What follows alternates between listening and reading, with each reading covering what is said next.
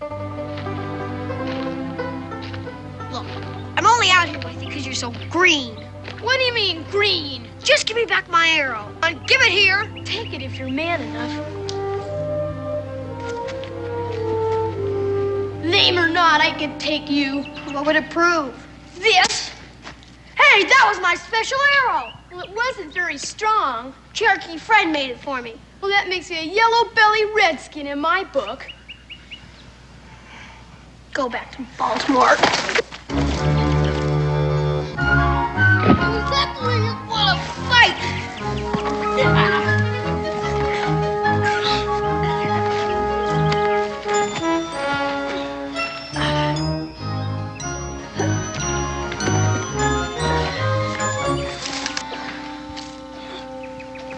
Don't eat him, Mr. Dobb.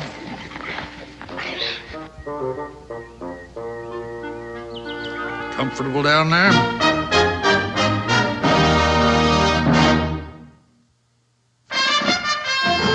Daniel Boone was a man, yes, a big man, with an eye like an eagle and as tall as a mountain was he. Daniel Boone was a man, yes, a big man. He was brave, he was fearless, and as tough as a mighty oak tree. From the coonskin cap on the top of old Dan to the heel of his rawhide shoe, the rippin'est, roaring'est, fighting'est man the frontier ever knew. Daniel Boone was a man, yes, a big man, and he fought for America to make all Americans free. What a Boone wanted to do and what a dream come true was he.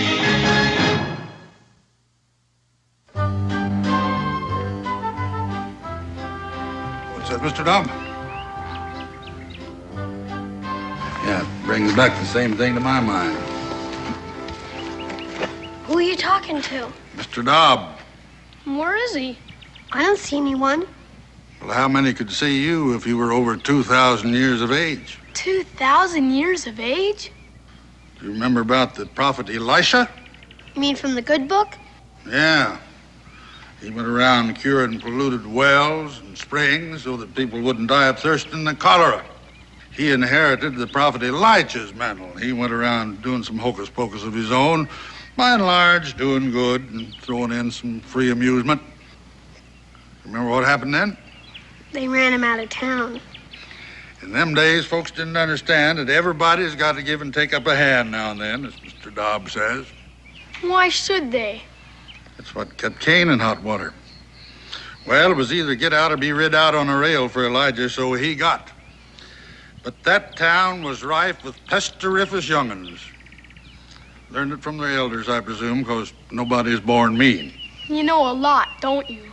Well, I depend on Mr. Dobb's wisdom a lot here. Without him, I suppose I'd be just an ordinary man.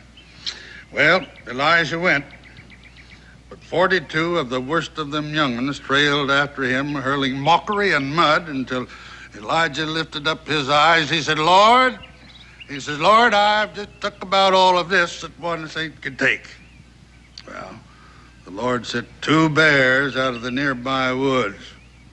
I suppose you remember what happened. They got it up? 41 by Mr. Dobb here. The other bear was just a mere cub. You mean Mr. Dobbs is a bear? Dobb means bear in the Hebrew tongue. I don't suppose you could show me the way to Boonesboro, could you? Sure, that's where I live. Ah, what a coincidence. You take the road south and take the right fork when you come to it. Oh, well, I'll try to remember that. What is it? Oh, Mr. Dobb reminds me that we'd deem it an honor if you 2 young men would ride along with us and show us the right fork. I guess so, sure. My team and Dre await.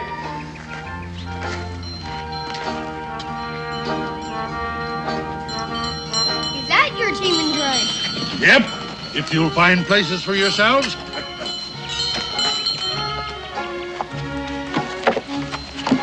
Oh, my name's Israel. Israel Boone. Boone? My dad's Daniel Boone. Never heard of him. Up with him. My name's Joe. Joseph Montgomery Jr. My dad's a sea captain. Never heard of him either. Up with him.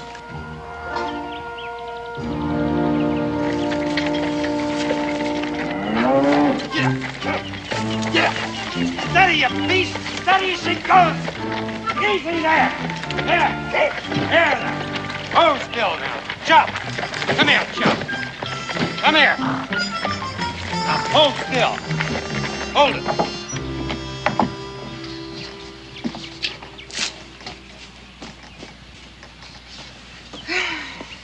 How's the plowing? Oh.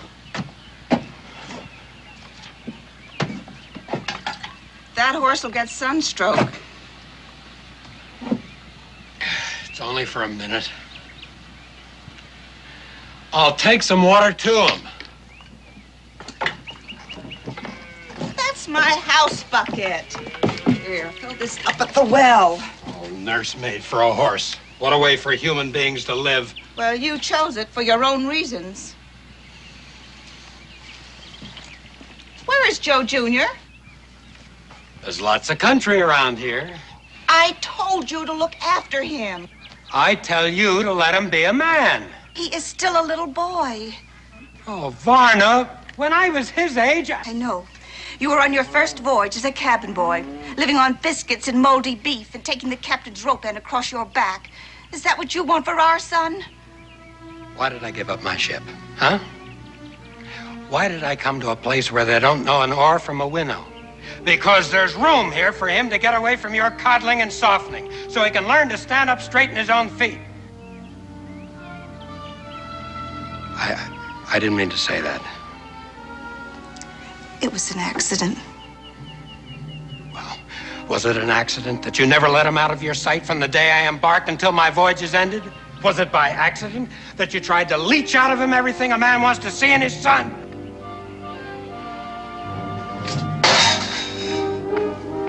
What are you gonna do? Explore Kentucky for him? You won't find him. It's too big. On Springfield Mountain, there did dwell a lovely youth. I knowed him well. Re-good today, way, read today, way, to the day, read to the new. This lovely youth one day did go down to the meadow for to mow. Re-good today, way, read today, way, to the day, read to the new. You take the right fork.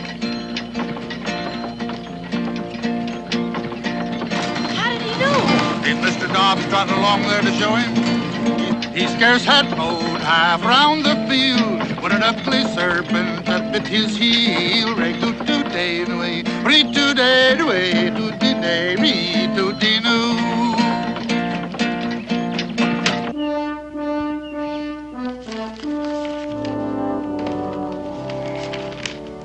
There you are, Daniel. Finest land in the Western Hemisphere. And 1,500 acres of this land that you choose will be deeded over to you, tax-free, when you finish the exploration. Well, I think so. Just trading on Daniel's name and bringing a lot of innocent folks. Oh, you know, Dan, one hand sort of washes the other, so to speak. I think I'll keep mine dry. Oh, but Dan, you... Which reminds me, Cincinnati? Yeah. Raleigh? Yes, please. All right, Dan, all right. 2,000 acres. This land is not yours to deed away.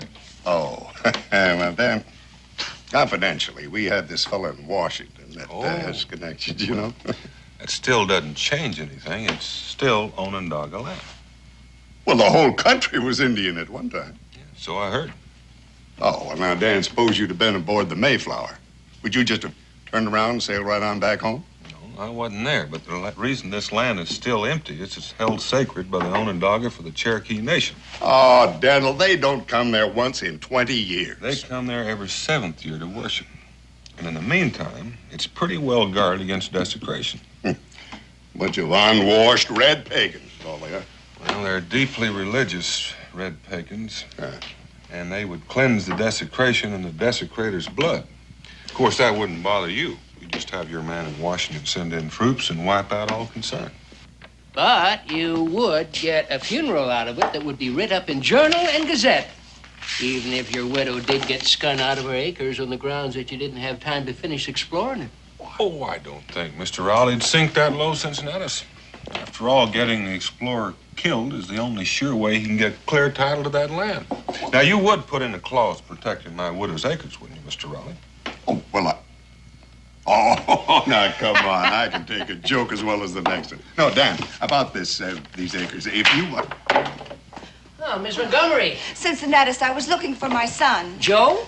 Well, Joe ain't been in here today. He's probably out exploring. In the forest? Well, there ain't nothing going to hurt him. Unless maybe he runs into somebody's trap or into a panther. A panther? Oh, Mr. Boone, what'll I do? Just a little frontier humor, Miss Montgomery. I wouldn't worry. My own boy is out bow and arrow hunting. Your boy isn't a cripple. Well, the boys usually like to hang out at the blacksmith shop. Oh, yes, thank you. I'll go look there. Oh, she mother hens that poor boy. And his father makes him out to be the gamecock of them all. Why, between the two of them, he just ain't got a chance. Well, I guess at the right time, like all the rest of us, he'll take matters into his own hands. Yeah. Well, now, what do you think of the new position of my bar, huh? I don't know whether I'm going to ever get used to it or not, but got a little more elbow room. Dan, now about my proposition. Wait, you want... It can't be. I'll bet it is. Is who? Rudy-doo. Now, Molly had a rotten tooth, and so the poison killed them both right good today. Hooty-nay, hooty-doody-doody-doody. Hold him up there, Mr. Dobb. See that? He didn't even touch the reins. Of course not. Mr. Dobbs does all that. Who's he? Prater Beasley. Who? Prater Beasley.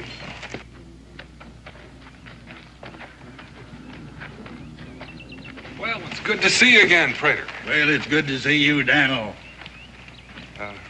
Mr. Dobbs? Oh, as always. Oh.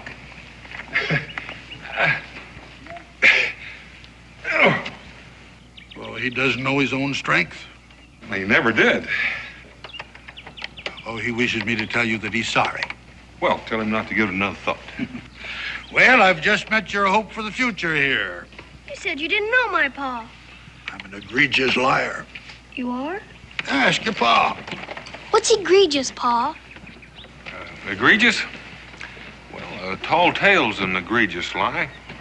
And any boy that can't find the nut of truth in it, well, he's going to grow up to be a man who lives on short squeezums. Mr. Boone, children should be taught to respect the truth. Ma, that's what he meant. Get down from that wagon.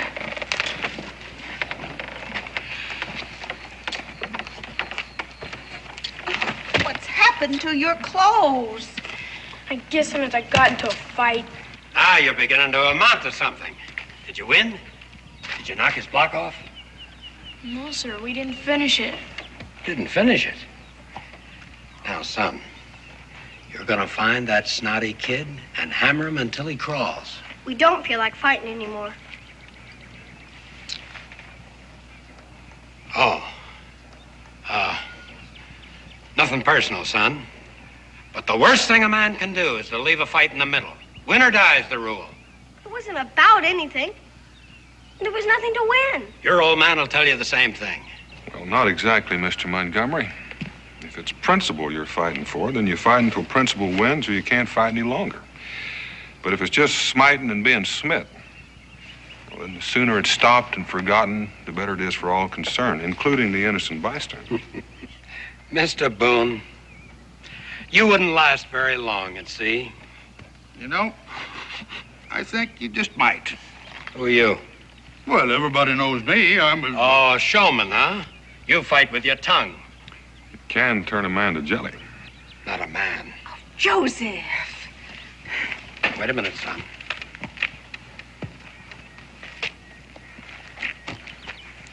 I intend to have this out. It's out.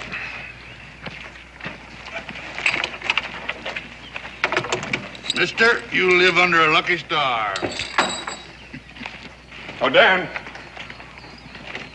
Dan, about that proposition of mine. All right. I'll make it 2,500 acres. Free and clear when you finish the exploration. And that is my last word. I wouldn't touch those acres if they were planted and the corn was 6 feet tall. What's the matter, you afraid? No, I wouldn't put it just that way, mister.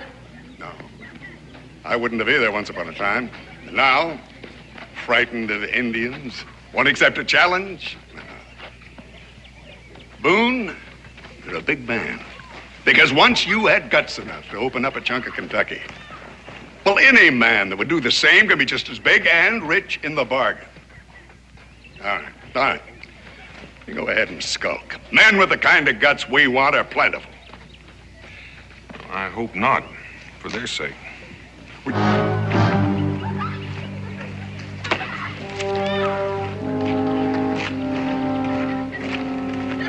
Mister.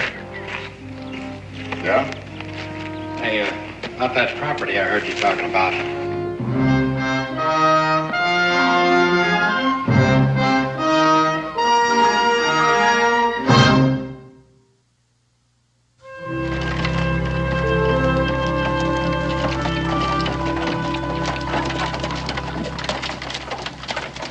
Ooh, boy, woo. Hi, young fella.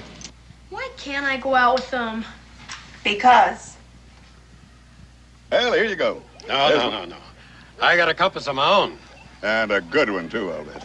It's hung on the North Star through black storm and hurricane. Well, in here's your level and your theodolite. You do know how to use one, I suppose. Well, it's not so far from a sextant that I can't navigate with it. Oh, here's your contract, young fella. You drive a hard bargain.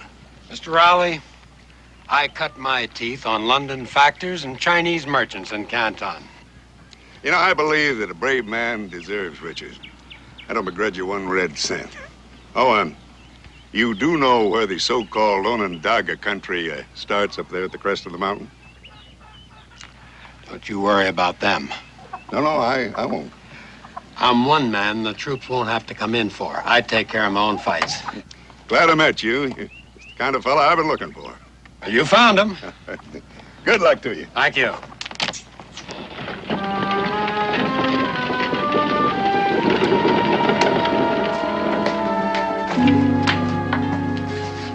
Hey, son. Why don't you come outside? Now, I've got something to show you. Now, you take this and put it in a good, safe place. All it is our fortune. If what? Varna, don't try to make a farmer out of me. I never did, Joseph. I can guide a ship, but not a plow. I can walk a deck in hurricane, but these cursed furrows shift under my feet. Do you think mountain rocks will be easier? I think so. It'd be more like a deck in a hurricane, I think. Hold your tongue, Joseph Jr. I think the boy's put his finger right on it. Son, how'd you like to go with me? Can I? You bet you can. Go outside, Joseph. Varna, the boy's going with me. Outside.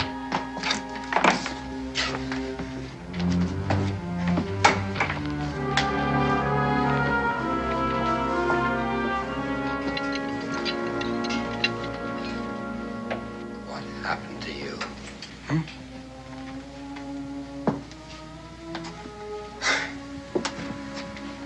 When I first knew you, you were so gay, and so pretty, and so loving.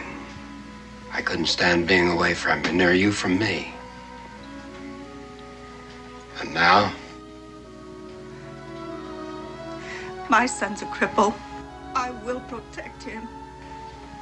I won't have a son anymore if you keep him from going with me when the time comes. Joseph. Son or a wife, neither one. I'll be done with the two of you.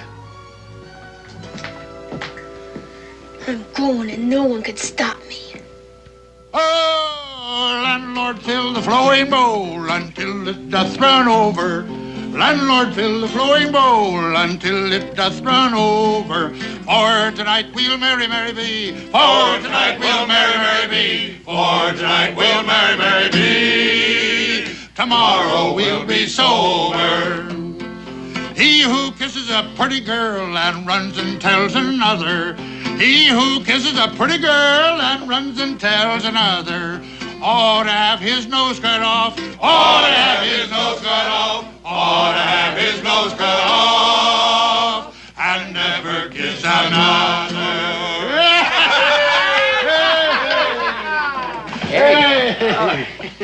Mr. Dobb, grateful to the throat, but not the equal to our still. He's a connoisseur by instinct. I've never seen him touch a drop. That is a mighty fine song for a tavern. Patrick Henry's favorite. Oh, I suppose you was a close friend of General Washington, too, huh? Not only to nod to, but Patrick Henry. Gentlemen, if it weren't for the potion that I mixed for him, he'd be a lorn bachelor today. Yes, sir, I was there, and you know I haven't got the imagination to make something up like that. You know, Prater, that was the last time I saw you. After that, you sort of disappeared into the earth. Well, been going to and fro on the face of it, down in Mexico to talk to the Zunies and back into ancient Egypt with the pharaohs and the magicians. You got a mighty long bow. But that time you cracked it. I'm used to disbelief, yeah. Check with Daniel. Oh, you mean you was there too, Daniel? No, but it's a solemn truth. You know, he reads books like you and I read the sky for weather signs. I never thought of that. Well, that's part of what I meant about when I said the nut of the truth of his egregious lies. I'll drink to that. Prater Beasley, you will be missed when you leave here, and that is solemn truth. Well, we ain't going. Mr. Dobb and me's a little bit weary of going to and fro. For this century, anyway. We're settling. In Boonesboro? No finer place for healing herbs and simples. Prater, I can't tell you how happy that makes me. Me, I'm going to tell you why. Because I just happen to have in my possession a cabin which is just made for you. And due to circumstances which I ain't going to mention, I can offer you a real bargain. And I'm sorry. Mr. Dobb and I already have a living place. Well, who'd you buy it from? Matter of fact, we didn't. There's a high hill just north of here. Indian Mountain. That divides us from the Onondaga sacred ground. Yes, and just this side of the dividing line, there's a splendid large cavern.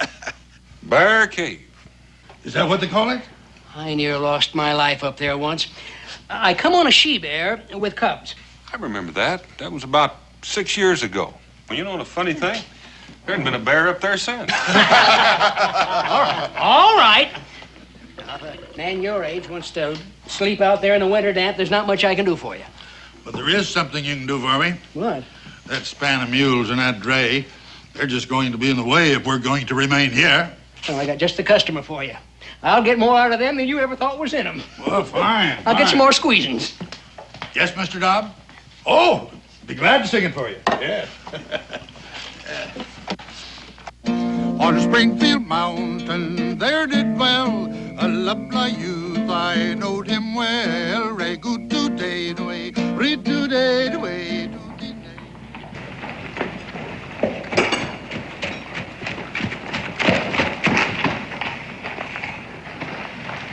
Israel, you better be careful about grabbing those horses' tails. You might get a hold of one sometime and doesn't like it. Yes, Pa. Don't wander off. I won't be too long. If it's all right, I'll just mosey around. I'll find you when it's time to go home. All right, Pa.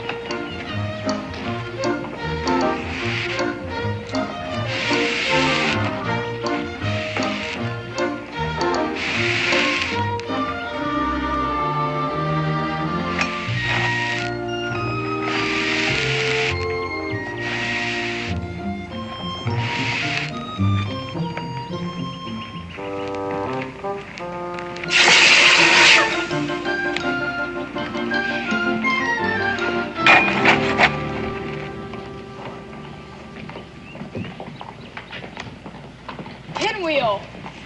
Kick him out! Johnny jumped the fence. O. U. T. Period. That's pretty good mumbly peg. My mother had some pine to do at Cincinnatus' store. She made me come with her. I'm pretty good at it myself. Where do you want to start? Anything before around the horn is girls as far as I'm concerned. I take evens to go first. 1, 2, 3. All right, you go first. Around the horn. Shave the pig.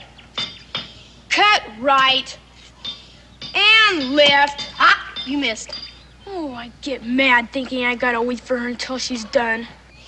Around the horn. Everybody's family squabbles sometimes. Not over their own kid. It makes you feel like it's your fault. Lady Dobbs. That puts me one ahead. So far. Hey, how'd you like to help me and Prater Beasley get the bears out of that old cave so him and Mr. Dobbs can live in it? When? Tomorrow. Pinwheel. Oops, I missed. Am I invited? In particular, I promised to tell you. Sure, I'd like to help. Israel, it's time to go. We'll finish this up some other time. Oh, Mr. Boone.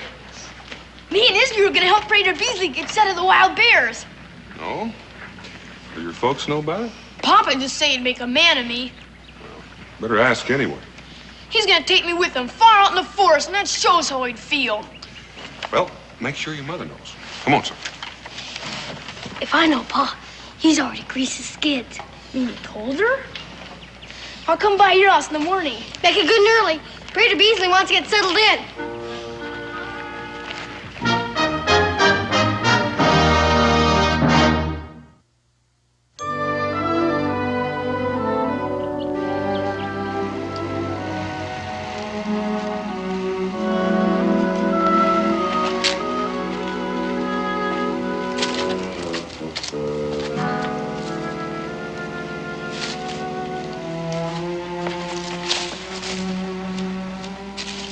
Tread softly, boys. We're getting close. I never thought she'd let me come. I told you Pa greased his skids. Joe Jr. Come on out and be surprised, son. He isn't here. Isn't here. Joe? He went out while you were packing that poor horse. You knew this was the day. To be tortured by those wild Indians. Where is he? There's lots of country around here. Varna. I asked you. Do you think I'd tell you if I knew? Varna, I curse you. Joseph. Joseph! I had to protect him. You've got to understand, he's your son as well as mine. Not anymore. I told you. You've won? Now let's see what you can do with it.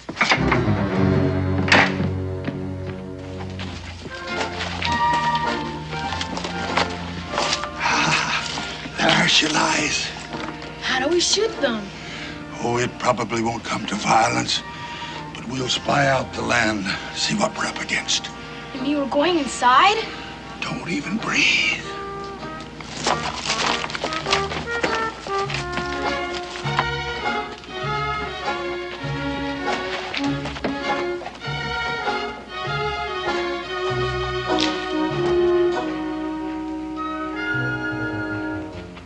Come on, boys, all's clear. Well, make yourselves to home. Well, Mr. Dobb has taken care of all. I wondered where he was. Look at him curled up around that still as if butter wouldn't melt in his mouth. Not that I've ever noticed butter melt in his mouth. Boy, look at this war drum. Hold it! Hold it there, young Boone. Well, that's an Onondaga beat. And this is a Sioux war drum. It was given to me by running antelope. Here, hold my pipe. This drum has called many a brave to battle.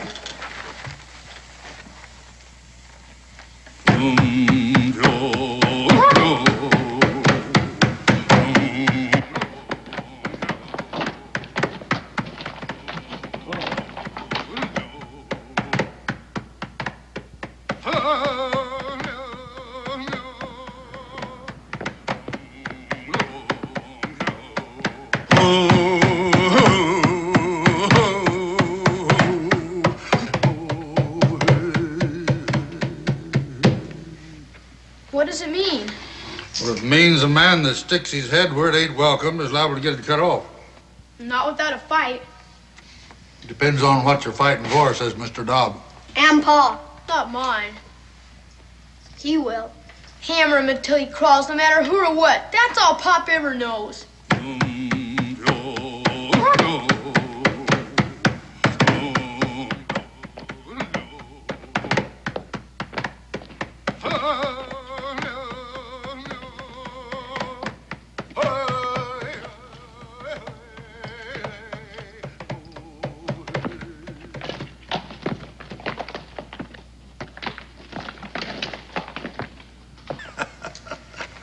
What's so funny?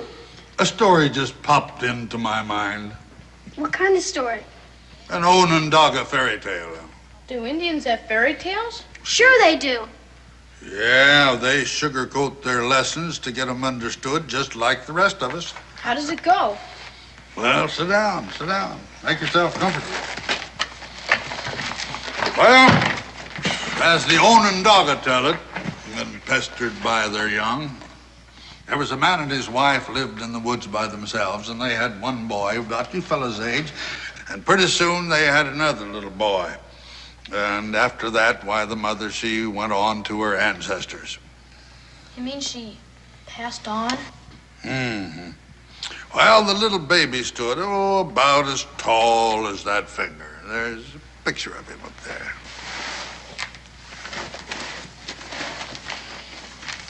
You mean this one? Yes. What could they do with him? Well, his father didn't know. He didn't even know if the poor half-orphan little tyke would even live. So he put him in a peckerwood hole in a holler tree. All alone? Feeling mighty low about it, but not knowing in his grief and loss what he could do. What happened to him? Well, just watch the little figures there on the bear skin, and then you'll know. Well, lo and behold, if in a few days his brother didn't hear him crying. So he went up there and he fed him some deer soup that he had made. Well, you ought to seen that little mite wade into it. Why, the more he'd eat, why, the more he didn't grow. But the feistier he got. He made him a little fawn skin suit, and he skipped around like a chipmunk, talking a blue streak. He must look just fine. Sure he did. Well, his brother took him home. He didn't want to stay at first, thinking his father didn't really want him on account of how he had been treated. But his father gave him a little club, and he went out and tried it, and he came back as happy as a clam. And he decided that he was going to make that his home after all. What kind of a club was it? Onondaga War Club, junior size. But it had properties. What kind? Well, if he threw at an eagle, that eagle dropped to the earth. If he hit a lion with it, that lion was his to take back to camp. Did his father know? Well, he wouldn't have believed him. He had his business to attend to. He was a hunter.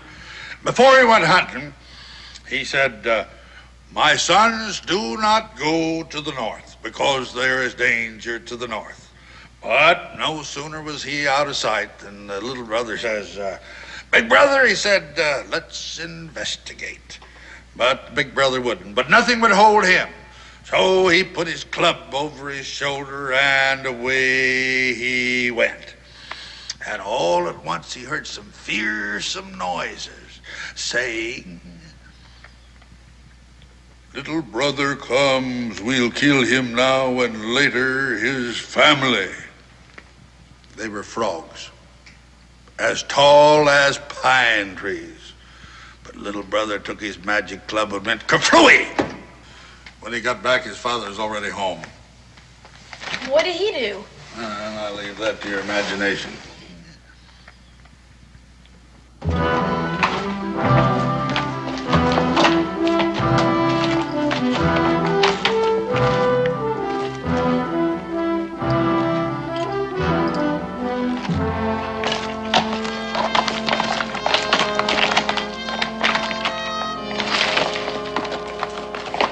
This time it was the South. And this time he took his brother along with him. I knew he was going to, didn't you? Well, they traveled along until they came to a tree so tall that it brushed the sky. Little brother says, I'm skinning up to see what's there. Well, up he skins. And up there he finds a nest. And in that nest, the children of the lightning. That kind of lightning? Yes. As hard and as glittery as diamonds, sharper than two razors, and hotter than the hottest fire. Dangerous. Most dangerous. But little brother, he hit him with his club, and down they come. Howsomever. Old man Lightning saw him falling. And he thundered, and he roared. And he came through that storm like lightning. What happened? I gotta get some potion for this rasp.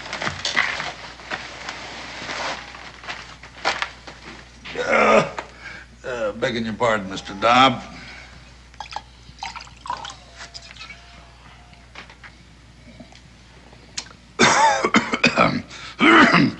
Now, that's a potion.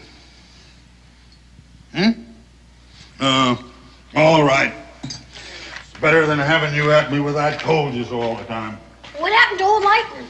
Oh, well, little brother had to hit him twice to vanquish him. Is that the end?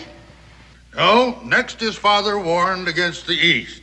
And no sooner was he out of sight than there was little brother in the east, tangling with a giant they called Stonecoat because his jacket was a mountain that he'd carved out. A whole mountain? He was of that size, but little brother's club prevailed. When he got home, though, he told about it and he got the licking of his life for fibs. He didn't fib. Oh, no. Many years later, his father saw the mountain that was Stonecoat's coat. Stone Mountain, they call it now, and handsomely apologized. But then little brother was a big chief. How did he get to be? He still had the West ahead of him. That's right, and in its way the worst of all. Because there in the most beautiful forest living man had ever seen lived the most unbeautiful of all beings. Head bigger than 2 buffaloes, meaner than a poison snake, and he gambled. Gambled with all who came by for their lives. And never had he lost since time began.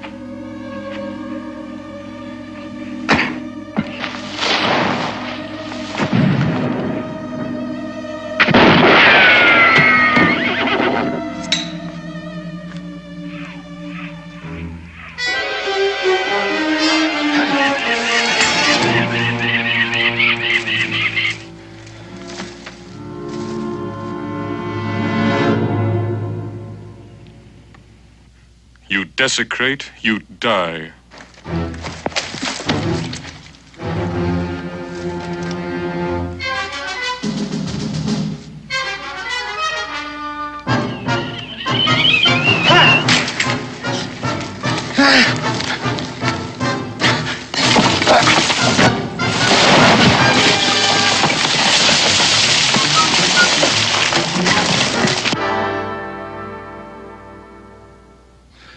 Afterwards, little brother, he let loose all the men that the gambler had there to hold them until he could take their lives. And the prisoners were so happy, they asked little brother to stay on as their chief. And he did. Well, not right away, no. He thought about it this way and that way, and finally he said that he'd be honored if they'd let him bring his relatives. And so they did. And I guess if we could find that forest right now, we'd find all those people living there with little brother. That's a good story. I'd like to have a club like that. Oh, you would? Well. Here we are. It's all yours. Take it along. Thank you very much. Thank you. Thank you. All right, boys, on the way. I got work to do now. Get along. You work? Well, yes. Mr. Dobb here is a great physician, and I mix all of his medicines. Thanks for the story. You're welcome. You don't suppose my club has properties? It has the properties that you find in it.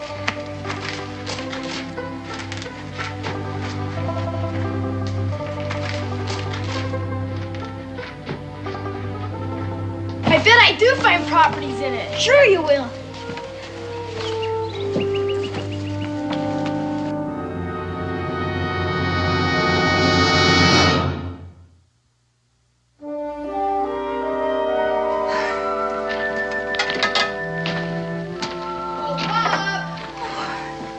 Joe, are you all right?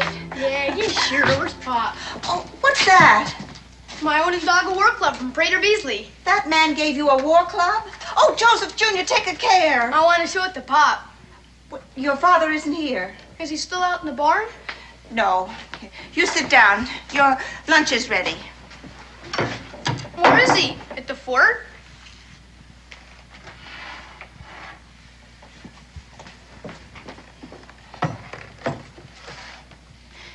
Joe, your father will be away for quite a while. Not on the exploring trip. He promised to take me. Now, listen, dear. He promised. You wouldn't let him. Joe, it was dangerous. You don't want him to be my pop. But that's nonsense. I was standing right under that window. I heard what he said. He was just upset. You called me a cripple. I didn't mean it. Not like you make it sound. Joe, now we have to face it. You're not like other boys. You can't do what they do. I can do more. Where are you going, Joe? I'm gonna catch up with my pop. No, you're not, Joe.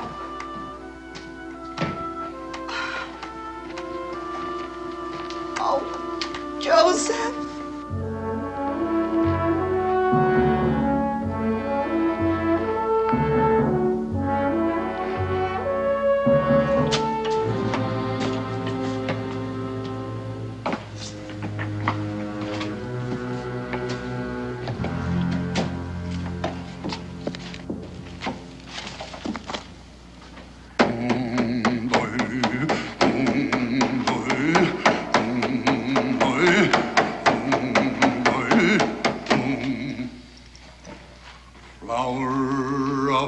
Dogwood now come, flower of the dogwood now come.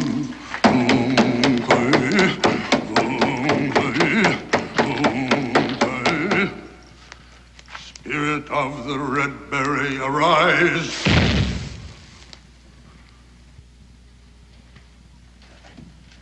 What's that, Mr. Dobb?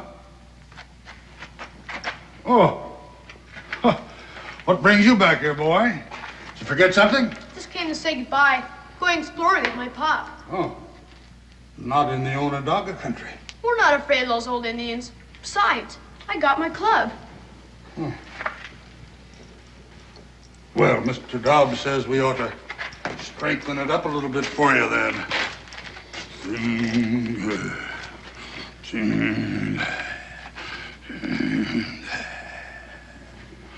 Yeah, that ought to do it.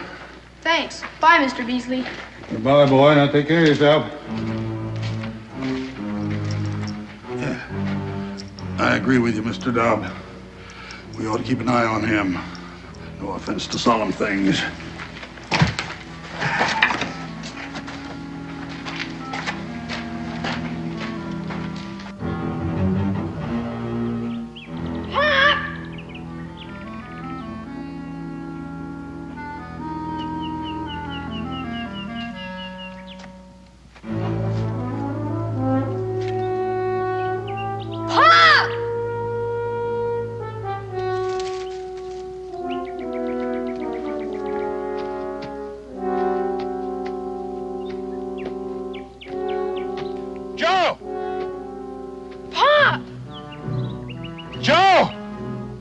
Son, go for some help!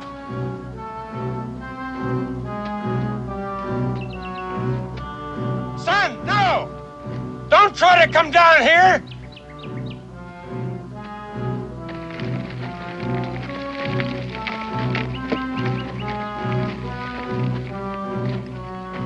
Joe, do what I tell you! Go get some help!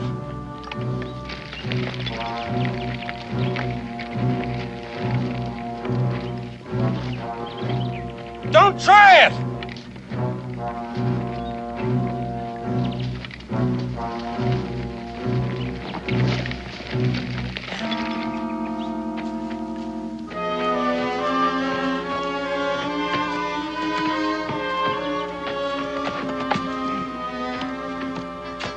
Joe. Don't worry, Pop. I'll get it off. Why didn't you listen to me? You could have fallen and hurt yourself coming down there. I was all right. See, Pop, I would have come with you if I'd known it was today. I didn't know. I wanted to be with you, Pop. All right, never mind, son. Come on, let's try it. Yeah. Again. No. No, it's no use. It's too heavy. You gotta go get somebody. I'm not gonna leave you.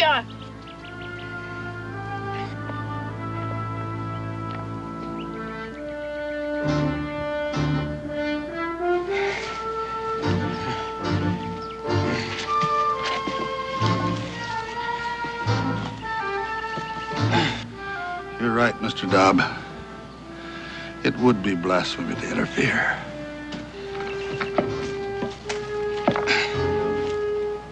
Yeah. That's it. Oh.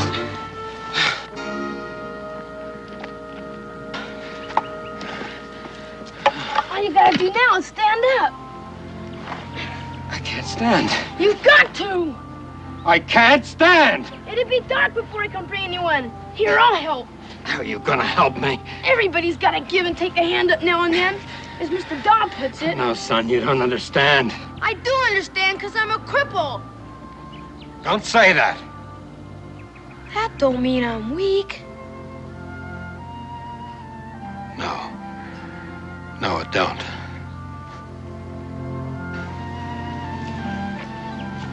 Here, I'll lean on this. You lean on me. Put your hand on my shoulder. Thank you, son. We'll make it between the two of us. Well, maybe I can help. Which leg is it? This one here? Yeah. Well, we'll see to it. Well, you won't need that anymore. We'll leave that for the Onondaga. He'll understand. But you said I'd find great properties in it. Well, you found them. Confidence, friendship, and the courage to know yourself. Now, we'll leave it. Another little brother may find the use for it. Well, come on, let's get aboard. Let me help you here.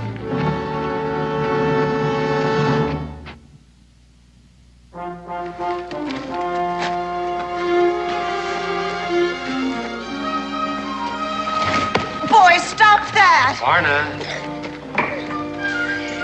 How? Oh, I'm learning. We'll never forget our stay here. It's just too bad you have to leave. Daniel, if you or your family ever have need of a sea voyage. Well, we may be calling on you sooner than you think. Good.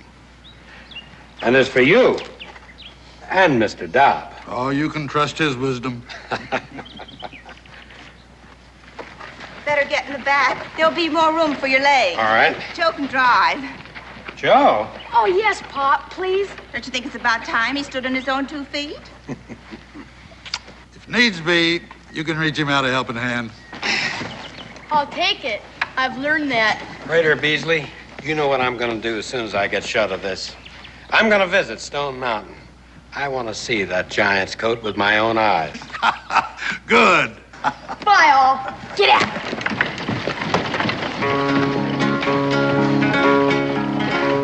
If ever I get married again, it'll be for love, not riches. I'll marry me a girl about 2 feet tall so she can't wear my breeches. Her inktum dinktum Terry, her eyes were blue and her cheeks were brown and they called her Devilish Mary.